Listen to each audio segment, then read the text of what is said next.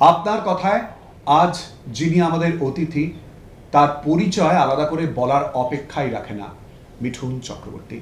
মিঠুনদা, অনেক অনেক স্বাগত এবং অভিনন্দন। অবশ্যই মিঠুনদার সঙ্গে আমরা কথা বলবো, কিন্তু তার আগে মিঠুন চক্রবর্তী এই নামই বোধহয় যথেষ্ট।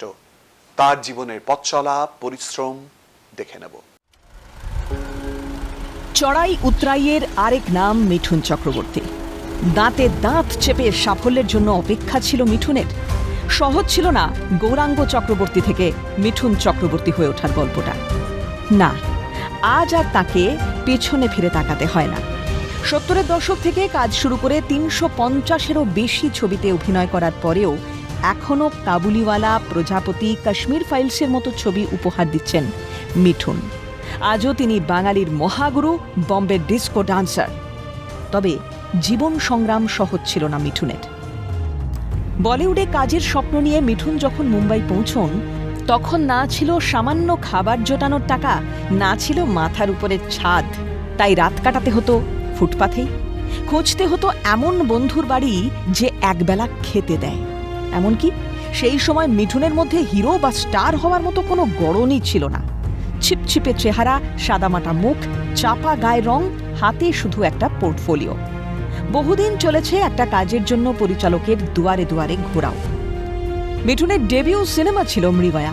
বক্স অফিসে 100 কোটির গণ্ডি পার করা প্রথম ভারতীয় ছবি ছিল মৃগয়া। কিন্তু তারপরেও বলিউডে বিশ্বাসযোগ্যতা অর্জন করতে পারছিলেন না মিঠুন। শোনা যায় অভিনয়ের প্রথম জীবনে স্পট বয়ের কাজ করেছেন তিনি। আনজানে ছবিতে বয়েছেন অমিতাভ রেখার ব্যাগ, আবার কাজ করেছেন পার্শ্ব চরিত্রেও। এক কথায় সে সময় মিঠুনের কোনো গডফাদার ছিল না। মুম্বাই ফিল্ম ইন্ডাস্ট্রিতে জায়গা করে নেওয়া দুঃসাধ্য হয়ে উঠছিল। তবে লড়াই চালিয়েছিলেন হাত মুঠো করে। শোনা যায় একদিন অভিনেতা জিতেন্দ্রের সঙ্গে দেখা হয়ে গিয়েছিল মিঠুনের। তাচ্ছিল্য ভরে সেদিন জিতেন্দ্র তাকে বলেছিলেন মিঠুন নায়ক হলে অভিনয় ছেড়ে দেবেন জিতেন্দ্র। অথচ ভাগ্যের কি পরিহাস, সেই জিতেন্দ্রের ছবি যখন সুপার ফ্লপ, তখনই মিঠুনের ক্যারিয়ার মধ্য গগনে।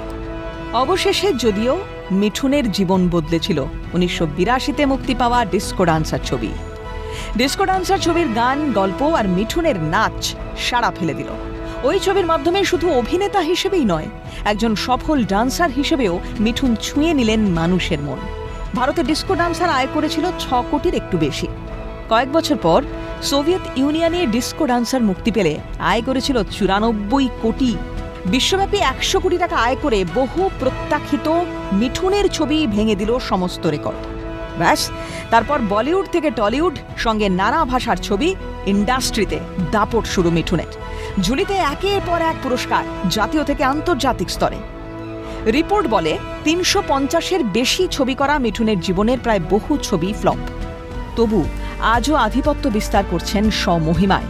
নিজের সাম্রাজ্য বিস্তারের স্বপ্ন সত্যি করে আজও করে চলেছেন মানুষের মন জয়। ক্যালকাটা নিউজ। মিঠুনদা, জোড়াবাগান থেকে বলিউড, সারা জীবন পশ্চিমবঙ্গের সঙ্গে যোগাযোগ, পেছন ফিরে তাকালে স্বপ্নের এই দিনগুলো কেমন লাগে? জোড়াবাগানকেও ভুলতে পারিনি, মধুসেন গার্ডেনকেও ভুলতে পারিনি, পশ্চিমবঙ্গকেও ভুলতে পারিনি, কলকাতার আড্ডা ভুলতে পারিনি। আমার মনে আমি সেই আছি, আমার মধ্যে সেই পরিবর্তন কেউ দেখেও না। ভগবান আজকে আমাকে যে জায়গায় এনেছে সেখানে লোকের মাথা খারাপ হয়ে যাওয়ার ব্যাপার থাকে। আমার মাথা ঠিক আছে, আমাকে all right, absolutely all right. মৃগয়া থেকে শুরু করে এখনকার যতগুলো সিনেমা আমরা দেখছি, প্রজাপতি 2, দীর্ঘ 50 বছরের পথ চলা। শুধু তো বাংলা নয়, বাংলা, বম্বে, মিঠুন চক্রবর্তী হয়ে ওঠা, একাধিক ভাষায় সিনেমা করেছেন। পথ চলা কতটা কঠিন ছিল? কঠিন শুধু বললে, পথ চলা কতটা বেশি কঠিন ছিল, অনেক কঠিন ছিল, সেটা ঠিক শোনাবে। মাই এভরি ডে ওয়াজ স্ট্রাগল। প্রত্যেক দিন সকালে উঠতাম, ইটস এ স্ট্রাগল। স্ট্রাগলের আবার ভাষা অনেক আছে।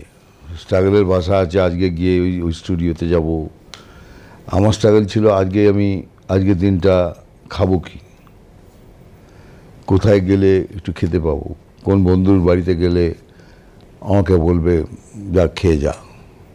তো আজকের দুপুরের খাওয়াটা হয়ে গেল। তো সেই মাই যতই সাকসেস পেয়ে থাকি না কেন, struggle has over powered me, উপরে চেপে বসা। সেই জন্যই হয়তো আমি এরকমই রয়ে গেছি, কোনো চেঞ্জ আসেনি।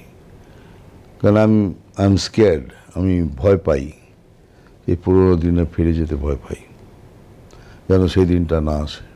1977 মৃগয়া ছবির জন্য শ্রেষ্ঠ অভিনেতার শিরোপা। 1993 তাহাদের কথা ছবির জন্য সেরা পার্শ্ব অভিনেতার পুরস্কার। 1996 স্বামী বিবেকানন্দ ছবির জন্য সেরা পার্শ্ব অভিনেতা পুরস্কার। 2022 ভারতীয় চলচ্চিত্রে অবদানের জন্য পান দাদা সাহেব ফালকে পুরস্কার। 2024 পদ্মভূষণ পুরস্কারে ভূষিত হন মিঠুন।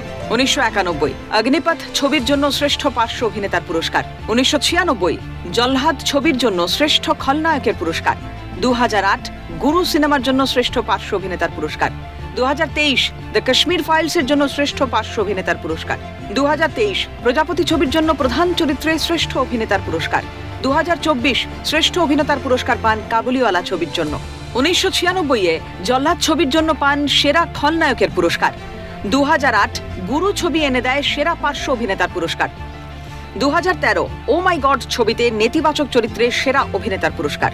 2008, 2011, 2013 সালে যথাক্রমে গুরু, গোলমাল এবং ও মাই গড ছবির জন্য পান সেরা পার্শ্ব অভিনেতার পুরস্কার। BFJA পুরস্কার, স্টারডাস্ট পুরস্কার থেকে শুরু করে একাধিক ছবিতে একাধিক পুরস্কার রয়েছে মিঠুন চক্রবর্তীর ঝুলিতে। দাদা সাহেব ফালকে অ্যাওয়ার্ড যে কোনো অভিনেতার জীবনে একটা বিশাল বড় প্রাপ্তি। মিঠুন চক্রবর্তী ইতিমধ্যেই দাদা সাহেব ফালকে পুরস্কারে সম্মানিত, ভূষিত। পূর্ণতা সম্পূর্ণ বলে মনে হয়? একদিকে দেখলে নিশ্চয়ই মনে হয়, কেন একটা ফিল্মি জীবনে এর থেকে বড় অ্যাওয়ার্ড হয় না। কেননা এখন আমাকে সরকার কোনো অ্যাওয়ার্ড আর দেবে না, ওরা বলেছে এর পরের অ্যাওয়ার্ড হলো অস্কার। কেন বলছে কি এখানে দিস ইজ ইয়োর আলটিমেট। তো সেখানে পূর্ণাঙ্গ বলতে গেলে ইয়েস, কিন্তু আমার কাছে এখন একটা স্বপ্ন বলে মনে হয়। কখনো ভুলেও যাই কি আমি পেয়েছি, এটা ভুলে যাই, really I am not joking. তো যার ফলে এটা সব কিছুই আমার কাছে পেয়েছি অথচ পাইনি, এরকম একটা মধ্যিখানে ভাসি, বিশ্বাসই হয় না।